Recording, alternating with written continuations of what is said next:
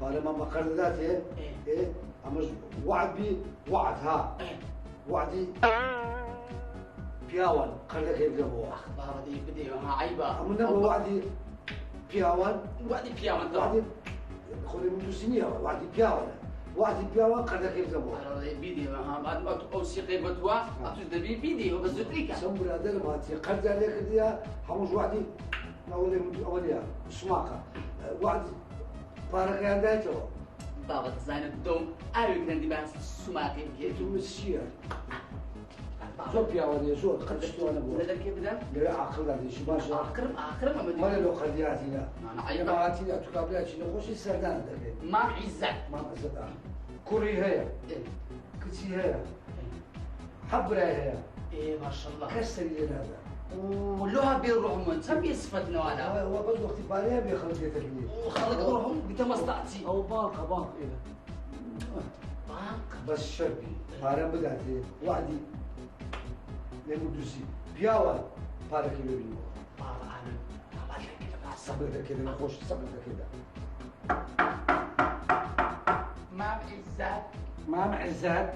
ما معزات ما معزات كسني بابا شلو ده كوخيته ما معزات يا الله السلام عليكم ما معزات السلام عليكم ان شاء الله باش ما عزت ما معزات ساعدك ان شاء الله ماشي لا لا زاد براش ندك لا وكذا لك شيء كوه يعني حلقين ما هو بخير خاتي ان شاء الله بخير يعني دساني امل كدبيرين بنا خوش زوز متعزم زوز خميد اخوهم زور عز دبم اول شيء هو كذا كما هدو بخير هذا والله هدو بخير سلامة وعافية سعود ما ذكي انتم ما خوش ده يعني هات سردان المكان ما هاتي مسردان ده كم بيعمل خدمات الداينه يا اخو بخير وعافمك بخير بسرساو سعود ما ذكي ما معزل قولوا فارينا هاتي بارت شي دستا بارت هر هیچ نیه بارت چیه بارت دیو دلله اما هر لبا خوش ایستی تو هاتینا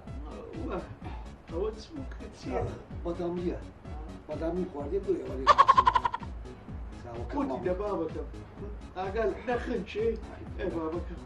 بخير بس يعني بارد ناوي هر عيبه نعم بارت بارا بايا لا والله ما يموت قد يكون ما كيف ما بارينا برهان لا ما عزم لي سرداني خزمي خوما بكين السرداني زيداني خوما بكين السرداني برادر قديمه كاني خوما بكين ببي مصلحتيش يا اخو بخير اول شيء أو أقول على هذه الروتين هرزاني شو كريا دستكان هزار بيصة دستكان يوتيوب دو تبدو لا لا هالهدية الروتين يعني عزم لي هدية اللي بقول لك اللي ولدي الله سنة ما خذ ما بعزك وبارد ناوي بارع أي بارع يا ولد يا ولد أبو مصلحة هم يبو برادر يحزن هو تسليكم ها نفسهم قطع عليه نفسهم قطع عليه ما بعزك أبو سعود ما قولوا ما بعزك ومن دارو كتنينا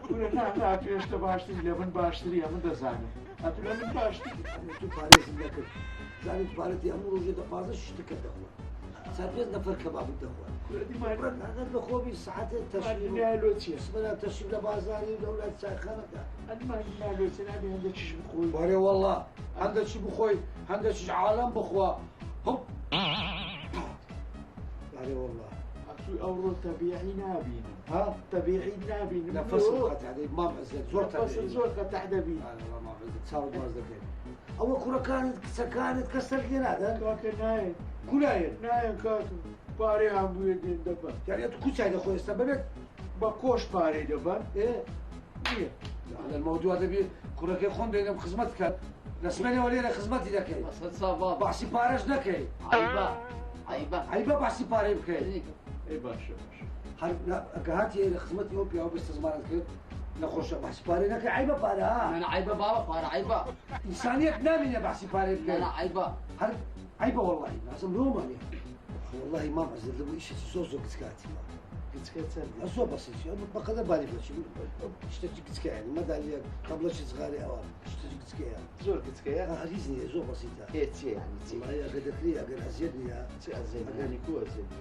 أنا أقل أزيدني مثلا إيه أقل بأزيدي ناس يعني إيه هو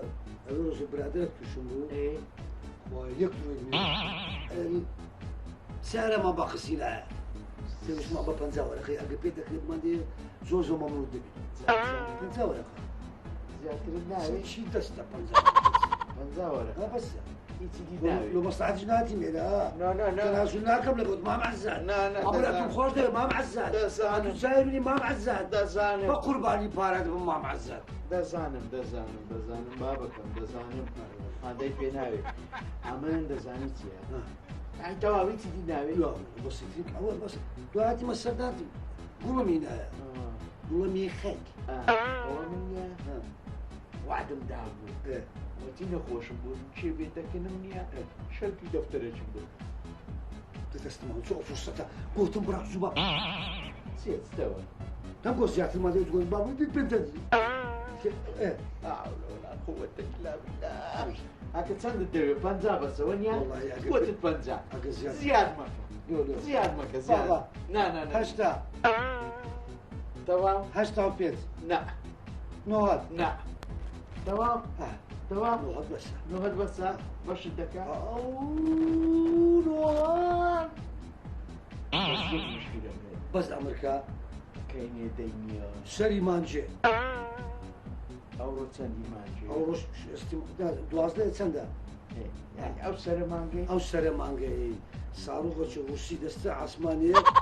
بس بقعت سري مانجي باركه دو دي كوري صاروا غيتسو حالي تتو بحثي تسملو دكي شو هكا باركم كاين يددي صاروخ روسي وموسي أو شتانا مناوي كاين باركم دديوا سري مانجي سري مانجي سري مانجي شو ده قالت سري مانجي إيه سري مانجي بكاكا قيديناك أو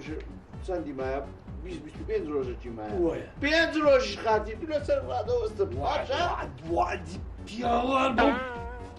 بارك دو بيرا ايه تسير باشا والله يا امش نيا نوهد ورقة او هاتك نمنيا يعني ضرب زور فوش أو تزاري مايا أو قول أنا بونكا باي نوهد ورقة بونكا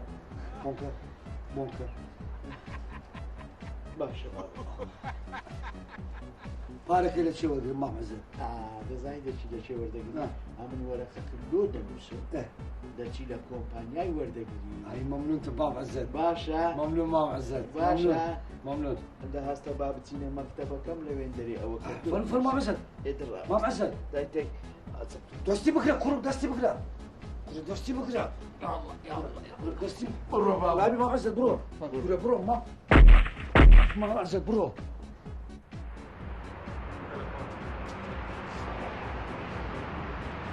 فلاسم كرت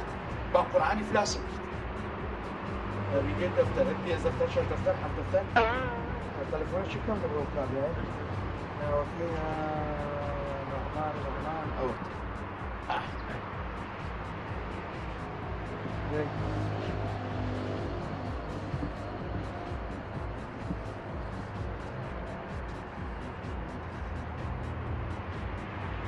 والله نادت رجاله ويك تشيل كذا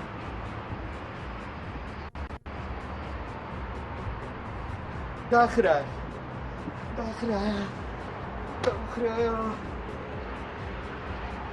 قاسم لدست نما لا إبراهيم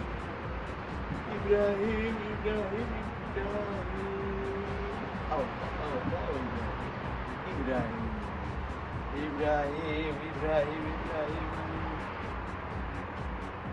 الو شو عزت كيف يا ماما مام عزت داخل شيء لا والله بابا كيف كنت تبارلي وقلت له شو باخذ ما علاج فارق من قلت يا لا بخوي قلت له خذ منه 10 دماغ لا ويا دي بخوي قلت له تبارك قلت ويا كنا في البيت افترش هذه وني ايش تعب بياخذ كده ما يدوم بخوي مش على كل نوع تمر جلدك دروس بتجلد جيلي الو كاك إبراهيم كوي سنت ساعه عمره التليفون ده كي عيبه يقصان سيدك تي كوري كاش خب جوان سيكو جوان كان جنا باري على من خوارديا باري كسب خوارديا فارع على من اخواتي وين يدري ها جوان الو مام عزت ها بابا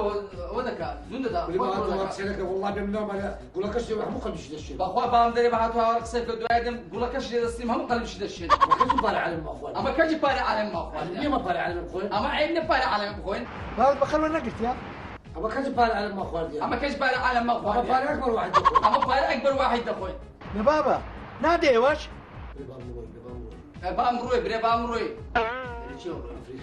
أفريقيا افريقيا سو افريقيا افريقيا استراد الشير وبلنج دكا استرالي الشير وبرنجي دكا زيمبابوي لا زيمبابوي زيمبابوي ايه والله بشبيه ذاك بشبيه بكفشات دي بيبري خو عفيس ها بابا تسانسي جوندا جوندا كل نود ولا قبائل ولا باي نود ولا خير جوندا باي نوت ورقه زوندا اودي بخوم تزانم تسليدكم راوست عزاد عزاد يقول لك اش بيني تورا بام تورا بقول لك اش بينوا دبر بخير سيدي دبر بخير سي بدم بدم عزاد راوست ترتيل الجانب راوست اوهات بابا جان عاوز احكي او درو دلا السوق صوت صورو كان حزني تمساح من بكره تقول بندق بابا تشكاك من بكره بالبلاستيون حبنا بكره يستلموا تمساح بابا حزني تمساح خاصه شكلك كنا جوالي ذاك باشا بابا جان بابا اسمه زيمبابوي تمساح شكله زيمبابوي يا صبوقي هاد الشيء اللي ايه ده باشا بابا جان ووو بايو بابي اوف ماني دريج بي يا ربي كيف يبو بابي ناي من يمشي هادو ساعه شيء بابا زمنها جاية بعد شوية واك كيف بدنا بكره يخون الصدفه اگر هاد خطه كمان كو او هذا خمني بابا هيس خمني هيس من الجيش كل بتلفوني أما أنت حامل وين لك ما هذا يا بابا خذ قردارني لو تلفونه ذاك قدري كذي ما اخباري عالم اخواننا لا بس بديته بس برديته وناك اخواننا ناك تسيج ناك تزيج ناك ناس باحتياجي او بخوي بارد لو تلفونه ذاك هاي بنزل وتنور اه يعني انا استقدر من بيت لك يبخو بس لكن خوي بابا جان بس بنزل كاش دخوي ما زاكش بخو عافية تدبي اما قردارني بابا لا هو بيزرو في هم قلب دشين لا ليه مدى ليه ده بابا كودبي ليه مدى انا بقول لك عامله بعمله عيبه احترام بالله بس حسب خطتك بابا ذكيه يتقيت الخير شيء هوا هوا حسن فرموا